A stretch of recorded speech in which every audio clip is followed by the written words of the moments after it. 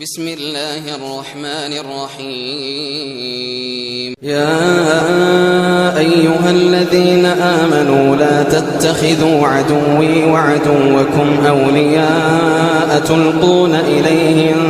بالمودة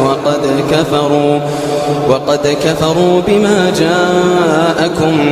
من الحق يخرجون الرسول وإياكم أن تؤمنوا بالله ربكم إن كنتم خرجتم جهادا في سبيلي وابتغاء مرضاتي تسرون إليهم بالمودة وأنا أعلم بما أخفيتم وما أعلنتم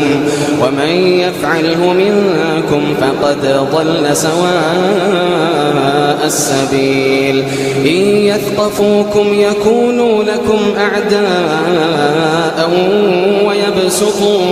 إليكم أيديهم وألسنتهم بالسوء وودوا لو تكفرون لن تنفعكم أرحامكم ولا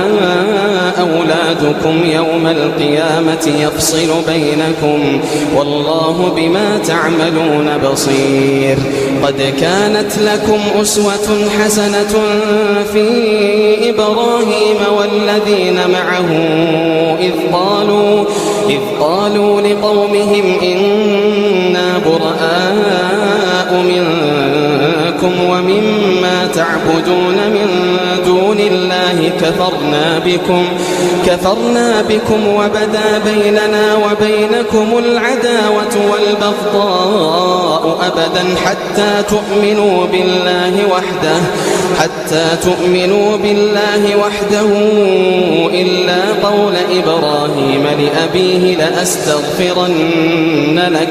إلا قول إبراهيم لأبيه لأستغفرن لك وما أملك لك من الله من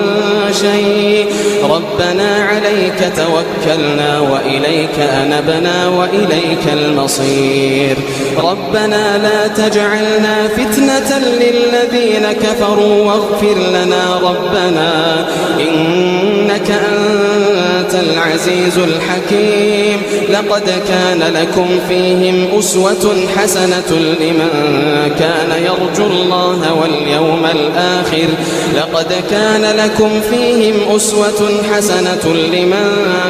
يرجو الله واليوم الآخر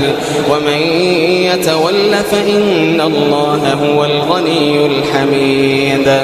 عسى الله أن يجعل بينكم وبين الذين عاديتم منهم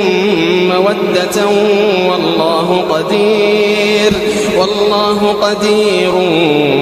والله غفور رحيم لا ينهاكم الله عن الذين لم يقاتلوكم في الدين ولم يخرجوكم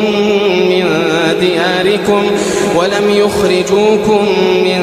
دياركم أن تبروهم وتقسطوا إليهم إن الله يحب المقسطين إنما ينهاكم الله عن الذين قاتلوكم في الدين وأخرجوكم من دياركم وظاهروا على إخراجكم أن تولوهم ومن يتولهم فأولئك هم الظالمون يا أيها الذين آمنوا إذا جاءكم المؤمنات مهاجرات فامتحنوهن الله أعلم بإيمانهن فإن علمتموهن مؤمنات فلا ترجعوهن إلى الكفار لا هن حل لهم ولا هم يحلون لهن وآتوهم ما أنفقوا ولا جناح عليكم أن تنكحوهن إذا آتيتموهن أجورهن ولا تمسكوا بعصم الكوافر واسألوا ما أنفقتم وليسألوا ما